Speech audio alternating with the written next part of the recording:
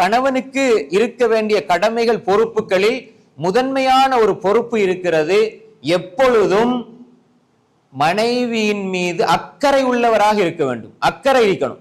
அக்கறைன்னு சொன்ன என்ன? மனைவியின் மீது அக்கறை கணவனுக்கு இருக்கணும் என்றா எல்லா விஷயத்திலும் அக்கறை இருக்கணும். ஒரு கணவன் வெறுப்பையும் அதிகாரத்தையும் காட்டுவதற்கு முன்னால் மனைவியிடம் அக்கறை இருக்க வேண்டும். அக்கறை இருப்பதை அந்த மனைவி உணர வேண்டும். எப்படி என்றால், ரசூல் ஸல்லல்லாஹு அலைஹி வஸல்லம் ஹதீஜா ரலியல்லாஹு அன்ஹா அவர்களோடு வாழுகிற காலத்தில் அன்பாக இருந்தார்கள்.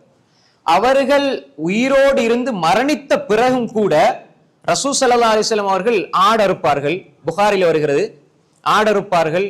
ஆடு அறுத்தினால், ஆடு அறுத்தா அவங்க எல்லாருக்கும் முக்கியமானவங்களுக்கு எல்லாம் கொடுத்து போட்டு அதுல பங்குகளை எடுத்து ஹதீஜா ரலியல்லாஹு அன்ஹாட நெருங்கிய தோழிகள் இருப்பாங்களே அவங்களுக்கு ரசூல் ஸல்லல்லாஹு அலைஹி வஸல்லம் அனுப்பி வைப்பாங்க.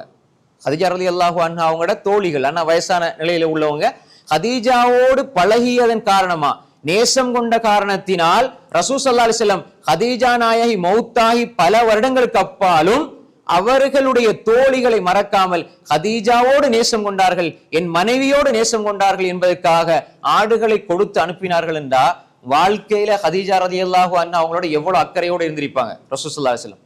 எனவே இந்த அக்கறை கணவனுக்கு இருக்க வேண்டும். ஒரு மனைவி என்னுடைய கணவன் என் மீது அக்கறையாக இருக்கிறான் என்பதை உணர வேண்டும். சில பொறுப்புகள் மனைவி செய்ய வேண்டிய பொறுப்புகள் என்று உலகம் தீர்மானித்து விட்டது என்பதனால் மனைவிதான் எல்லாத்தையும் செய்யணும் என்று 100% நாம் எதிர்பார்த்து விடக்கூடாது. உதாரணமாக, உங்களுடைய ஆடையை கழுவுகிறாள் மனைவி, உங்களோட பிள்ளைகளுடைய ஆடையை கழுவுகிறாள் மனைவி, வீட்டிலே சமைக்கிறாள் மனைவி, சமைக்கின்ற அந்த பாத்திரங்களை கோப்பைகளை கழுவுகிறாள் மனைவி, பிள்ளைகளுடைய உடுப்புகளை கழுவுகிறாள், பிள்ளைகளினுடைய பாடசாலைக்குரிய தேவைகளை நிறைவேற்றி அனுப்பி வைக்கிறாள், திரும்ப வருகிற பொழுது எல்லா வேலைகளையும் செய்து வைத்து நமக்கு என்னெல்லாம் தேவையோ எல்லாத்தையும் செய்து வைக்கிறாள். நாங்க வந்தத்தோட என்ற மனைவி ஒன்னும் செய்யவில்லை என்பதை போல நாம் நடந்து கொள்வது என்பது நன்றி கெட்டதனம். நாம் நல்லா யோசிக்கணும்.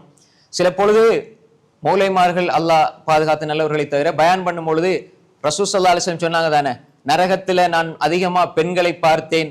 அதுல காரணம் என்னன்னா, கணவன்மார எக்ஃபுர்னுல் அஷீர், கணவன்மார அதுல ஒன்று என்ன, கணவன்மார புறக்கணிக்கிறாங்க, கணவன்மாருக்கு நன்றி கெட்டதனமா நடக்கிறாங்க அப்படின்னு சொல்லி ஹதீஸ் சொல்லுவாங்க. இது பெண்கள் நரகத்தில் அதிகமா இருக்கிறதுக்கு ரசூல் ஸல்லல்லாஹு அலைஹி வஸல்லம் சொன்ன காரணமாக சொன்னாலும், இந்த ஹதீஸ் எதற்காக சொல்லப்படுது என்றா, யாரிடம் நன்றி கெட்ட தனம் இருக்கிறதோ அவர் நரகத்தில் இருப்பார் என்பதை தான் அந்த ஹதீஸ் சொல்லுதே தவிர, பெண்கள் எல்லாம் நரகவாதின்னு சொல்றதுக்காக சொல்லப்பட்ட ஹதீஸ் அல்ல. இப்ப ஒரு ஆண் நன்றி கெட்ட தனமா இருந்தா அவன் சொர்க்கத்துக்கு